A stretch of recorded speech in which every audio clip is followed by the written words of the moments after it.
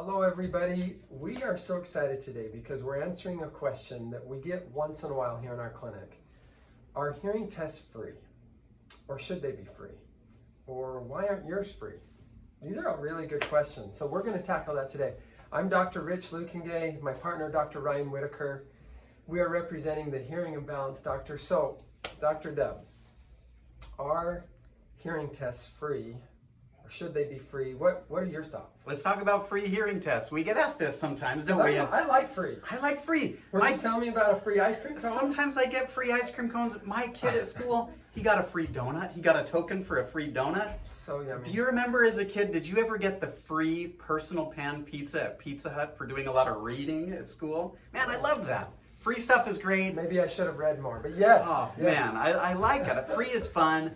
Let's talk a little bit about free hearing tests. I think the first part to your question is, do we offer free hearing tests? The answer is no. At our clinic, we don't. And we're going to talk a little bit about why and what we believe in as doctors of audiology.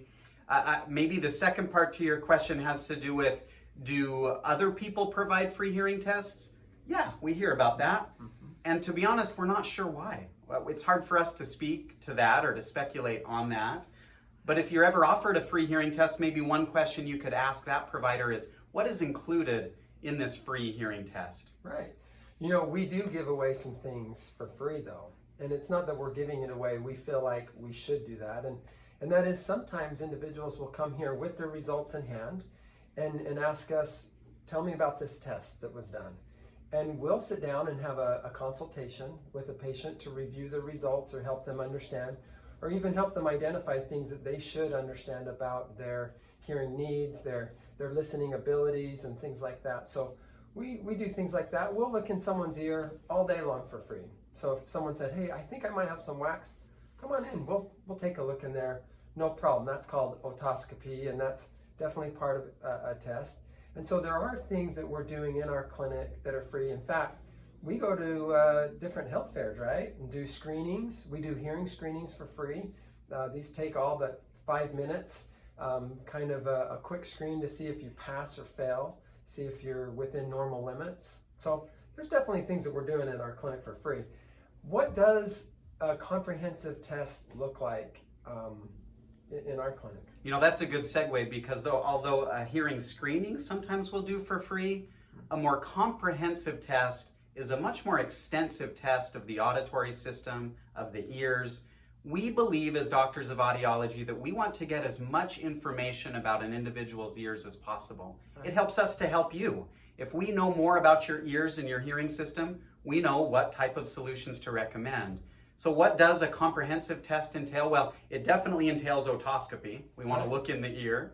It definitely entails sitting in the sound booth. Probably some of you have done this before. You raise your hand when you hear a tone. That's part of it too. But there's even more to it than that. That's right. In fact, even before we touch the ear or even look in the ear, we're oftentimes talking to the patient about who they are, what they've experienced in their life, what the genetics look like or family history, different things that could help, could manifest why they're having hearing loss.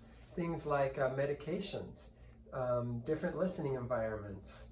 So we're going to be going through a whole host of different questions and trying to help realize what could have caused some hearing loss or what might be some pitfalls or some things coming their way as a result of their history. So case history is very important. He mentioned the otoscopy, and then we're going to be doing some middle ear testing to see what's going on with the eardrum. Are allergies affecting the eardrum? You know that little sniffle you get in the morning? How's that affecting your hearing and the eustachian tube? So we're looking at the middle ear system.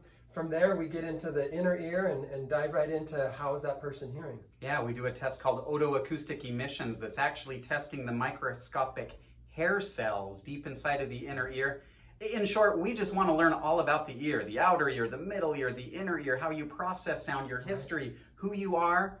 And again, that just helps us to make good decisions on how to help you. Right. Some people want to know, I don't feel like my hearing's that bad, but why is it when I get in groups or background noise, I'm struggling? So that's what we do. We test people in background noise, fast speech, quick speech, loud speech, speech with background noise, speech babble, etc. So we really try to take a deep dive into what's going on with the hearing, what's going on with the processing. Are there things that we should know about this person for the future? So it just helps us with our recommendations long term.